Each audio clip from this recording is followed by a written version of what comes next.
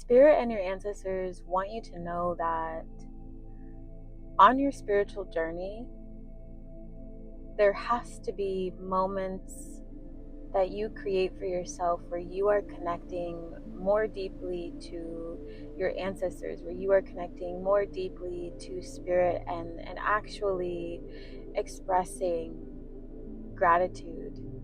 Because while there is a lot of change that might be happening in your life, it doesn't mean that you take that frustration and you pour it on to spirit, or you pour it on to your ancestors, meaning you become resentful. And I'm getting also,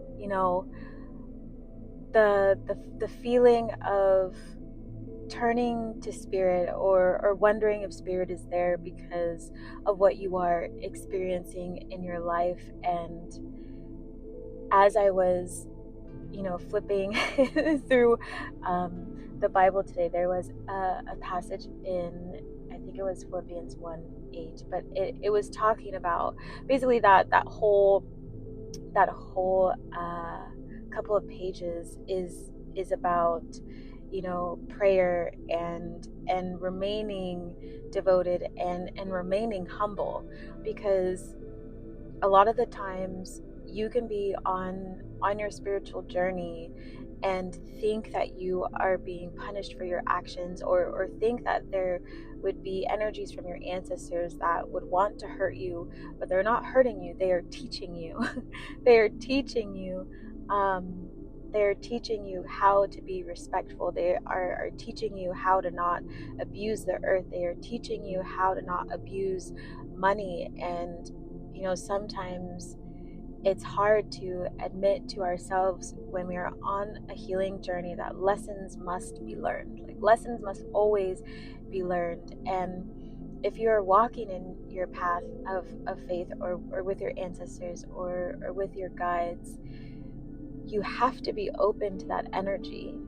You can't call in help and expect them to not teach you in the best way that's going to help you.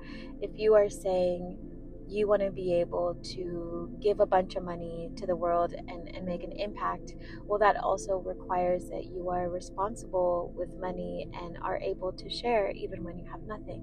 So there are many lessons, and it was a deep reminder from spirit and your ancestors of being devoted to your prayers, being devoted to your practices and your rituals, and leaning into them and not getting caught up in the emotions that have dragged you down before.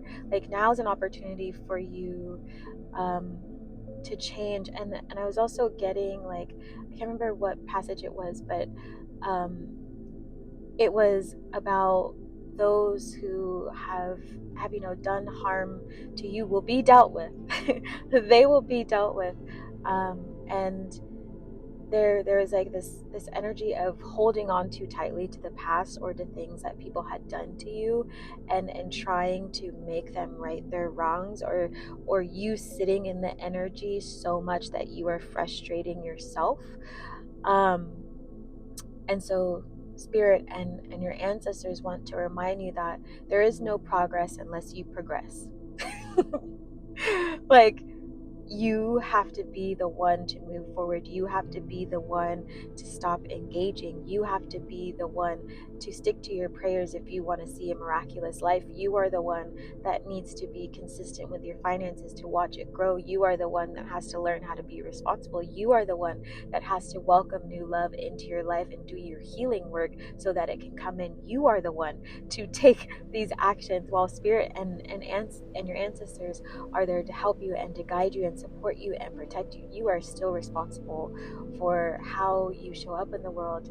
And they say this with love and compassion and kindness, as a reminder, which feels like a continuation of the other message of having so much power within you, and believing that you can change your circumstances, and believing that you can create an impact, and believing that you can call in this love for yourself.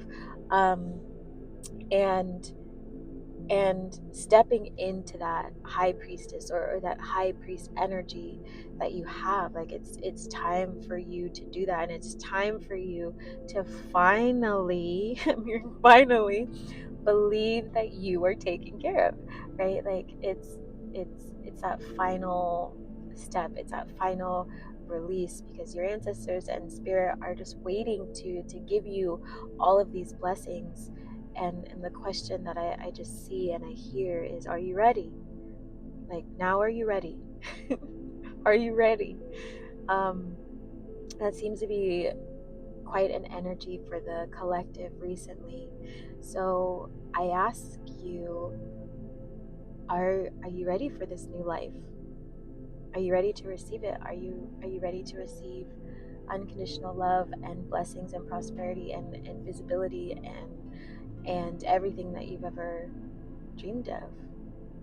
Right now, are you ready? Do you have everything set up so that you can enjoy it? Are you confident enough to receive it?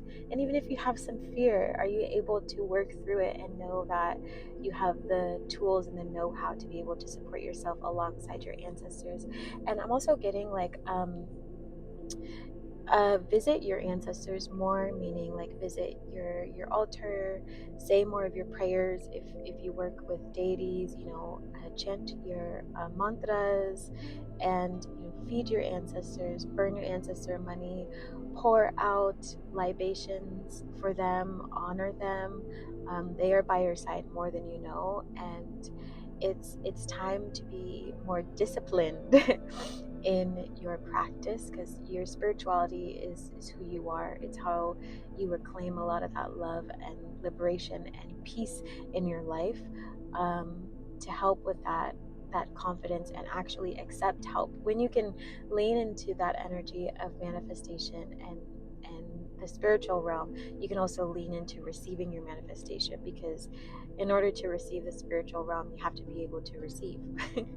um, which, if you lean into the spiritual realm, then you can lean into your manifestations. So make sure that you have your practices and your prayers, and go to your studies. If that's what you do, pull out your Bible, or listen to your really calming music, like, well, whatever it is for yourself that gets you into that state. Clean your altars, burn your incense, burn your like anything that you have. Burn papers that you might have like hanging around for like past energy. Like if you had old intentions, sometimes people hold on to those papers too long, but it needs to be alchemized. So make sure that you are not hoarding too much energy, so new energy can come in. But I wanted to share that with you. And also just remind folks that we are on a journey of reclamation and healing and bringing in manifestations in Z School for the Gifted. So we are officially in part 3, which we are opening the heart chakra and the throat chakra this week's session. So make sure you come join us on Thursday at 6 p.m. Pacific.